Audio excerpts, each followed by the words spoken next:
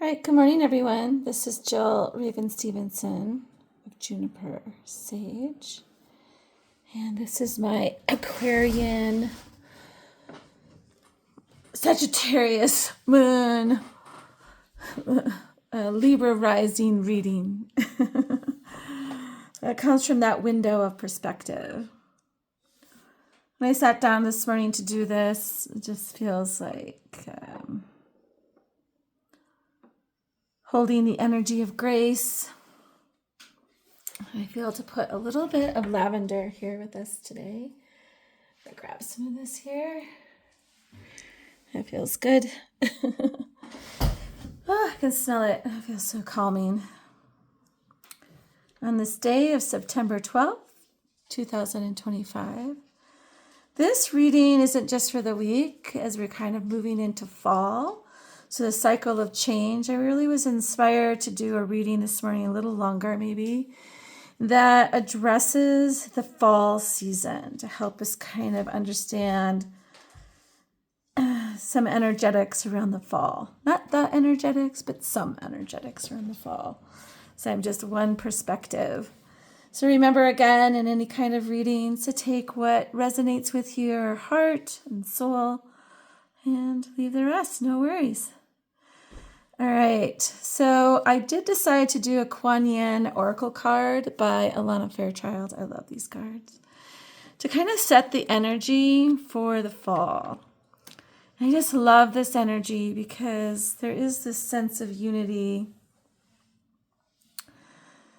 that is broader than just in groups or being unified by belief systems or cultural identity, but more in the sense of being unified by the supportive energies of love, of joy, of peace, of beauty, of harmony, of abundance, of light, and of life.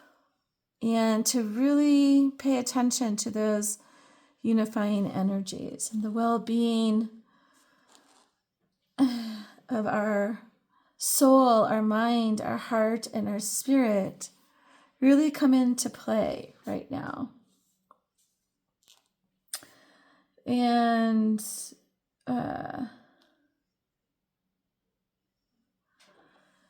really looking at the energy of our willingness, can we begin to move into the energy of wholeness and unity? The journey of wholeness and unity isn't for all beings. And so for me, it's a very personal journey, a very one that I'm very devoted with. So this card really spoke to me when I pulled it. So the idea of really feeling supported and taking time this fall, especially as the sun begins to shorten our days, to really sit by the candlelight and just call upon your support, to feel what comes forward, what supports you from the energy of unconditional love and compassion. And giving your time, so the whole energy this fall is really an invitation to feel the love and support that's around you. So this type of love doesn't adhere itself to a belief or to ideals or values. It's just unconditional, loving you. It doesn't ask anything of you, so it's held in the energy of grace. It doesn't inform you. It doesn't ask you to act from that place. Like, I always think like from the love of God or for God or whatever that is that this is just for you, an act that supports you out of love. There's no medal, there's no reward associated with this level of love. So for us to kind of start to feel that. And what is kind of structured within this fall, again, is the care of our well-being, of our soul, of our mind, of our heart and spirit. And to bring through prayers that help us look at the guide, like invoking guidance in a way that helps us look deeper into our karmic related beliefs. What beliefs were passed down, or you came to know, or you decided to believe in order to be accepted or belonged to, that are actually harming your mind, harming your heart, harming your soul, suppressing it, keeping it in a state of chaos. Like, what do we truly want to move through, want to transform, want to let go of? What old stories about creating sides that we're ready to let go of? So this fall really does invite us to take a deeper dive into that energy of those kind of areas of our life. Like, what is hindering our soul from its expression? What is hindering our mind, our heart, our spirit?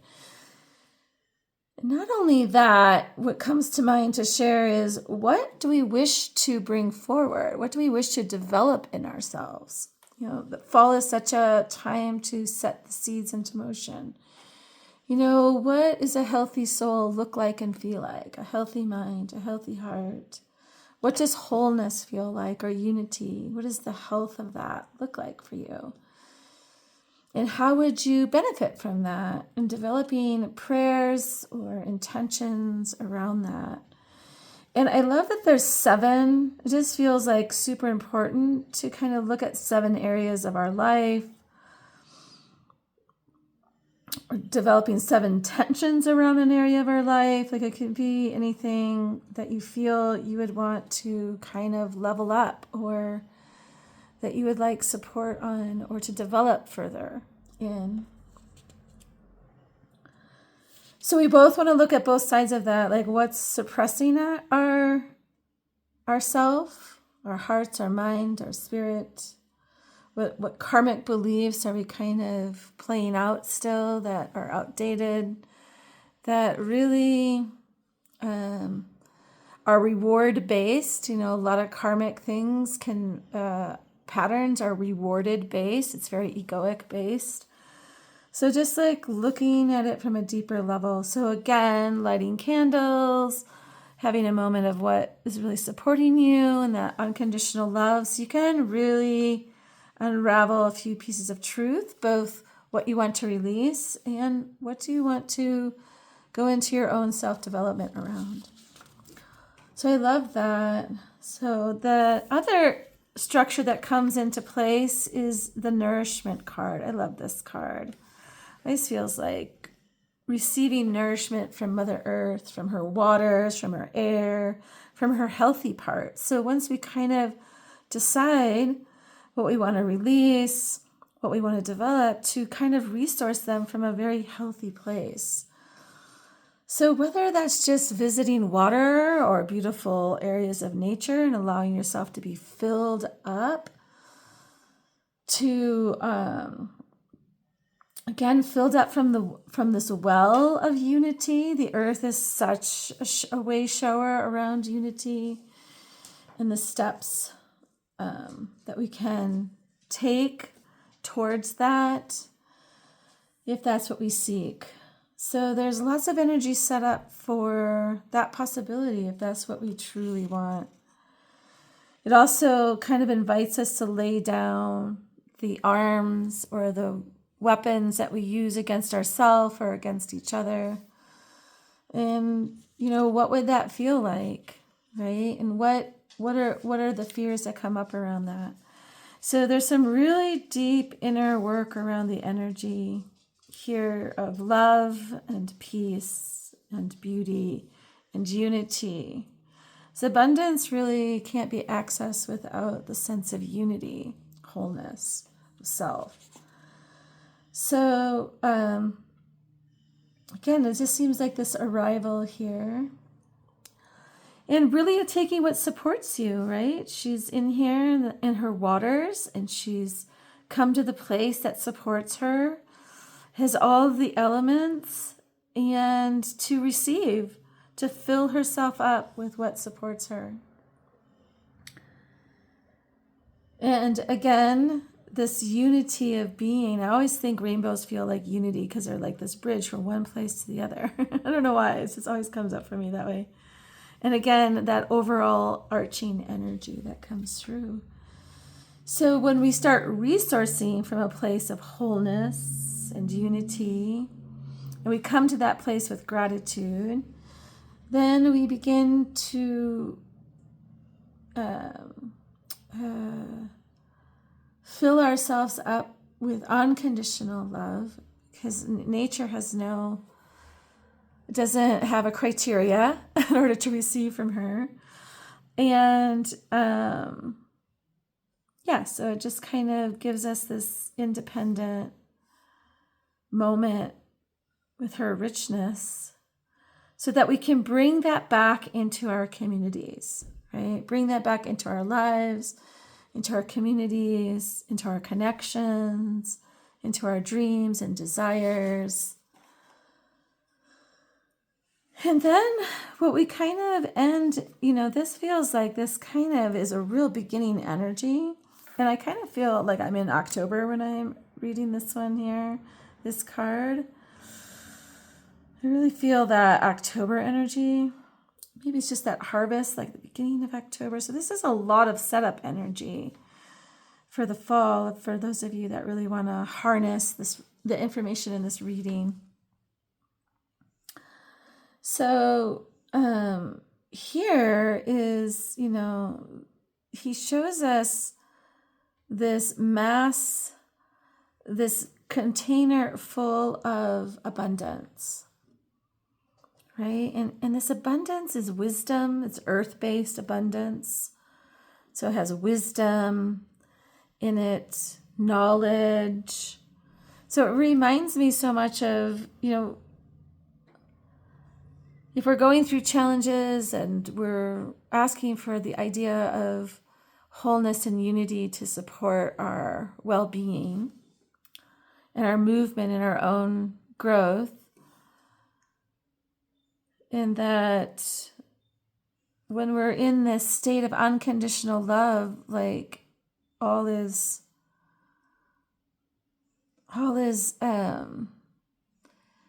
held in this sacred acceptance. And here, when we're in this sacred acceptance, we can choose. We can choose our own transcendence from karmic patterns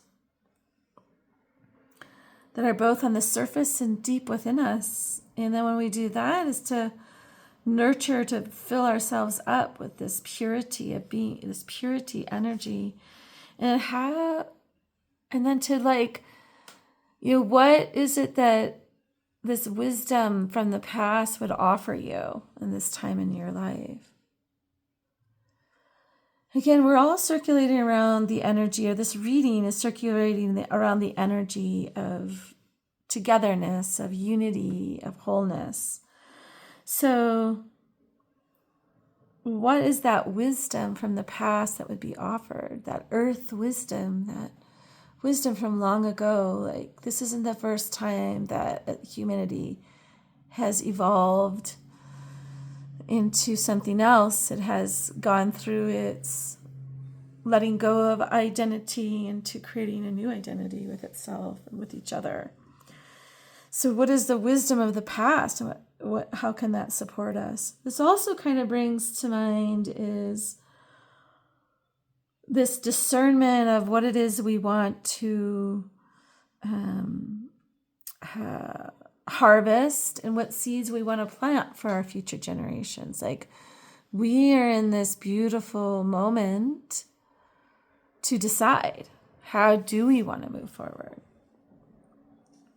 And the only person that can decide is ourselves, because we're governed under the gift of free will. And that's why this is so important that we really look at any karmic binding.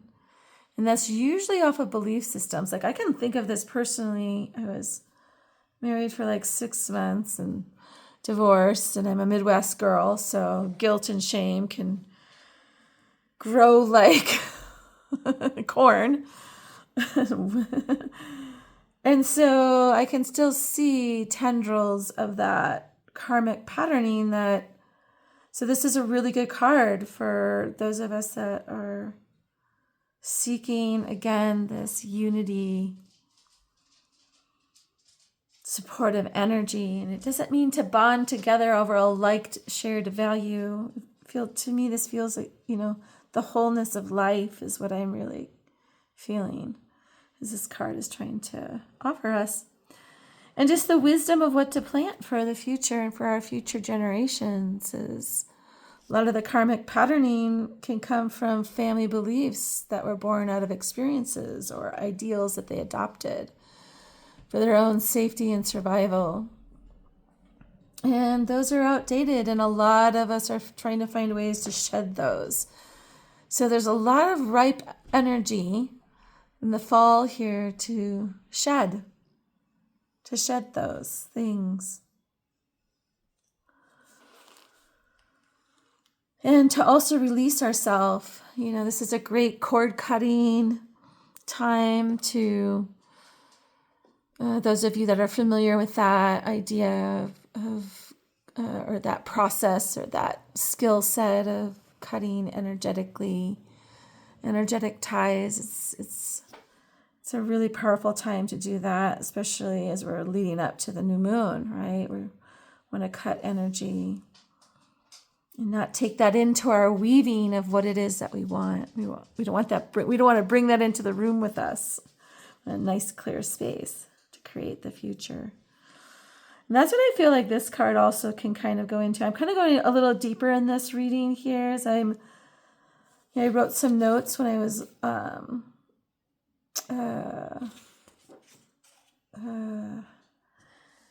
kind of, letting the cards come out for the reading.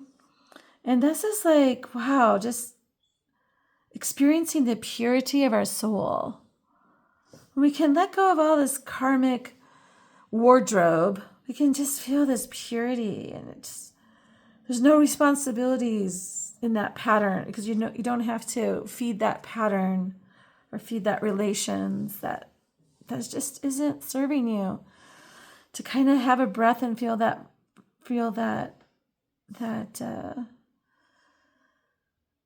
purity, really calling on the wisdom of your ancestors, both in the future and in the past, to help you develop your own wealth of abundance, your own relationship to it. So I always think like it is here for us, but we each have this relationship to abundance. And, maybe that's part of the bigger patternings. I don't know. I'm kind of going down a thought bubble, so I'm going to kind of pull back here. All right, you guys. So this is a beautiful fall blessing reading. And it is one of many perspectives. I'm sure that it's out there. I do really feel there's this deep relationship with Pluto as I'm sitting here, especially with this card all of a sudden, and just really feeling some deep, ancient knowledge of the waters. What would the waters really want to tell us? If you had a moment with water, what would it want to say to you? It makes me want to, this fall, plug in a date, right? Paint with water. I think I'm going to ask a friend to join me. Go sit by the river. Give her a prayer. All right, you guys. Even talking out loud and sharing what's coming to me through the cards also is helping me. All right, you guys. Many, many blessings as we kind of move into the fall energy. I will not be on next week giving a weekly reading. On Friday, I'll probably not, probably try to do a mini reading on that Sunday morning and get that posted right away, due to my daughter's getting married. So I kind of need to stay in that energetic. All right, you guys, or I might do it on Monday, Friday, right? We'll see how it goes. I'm second guessing myself.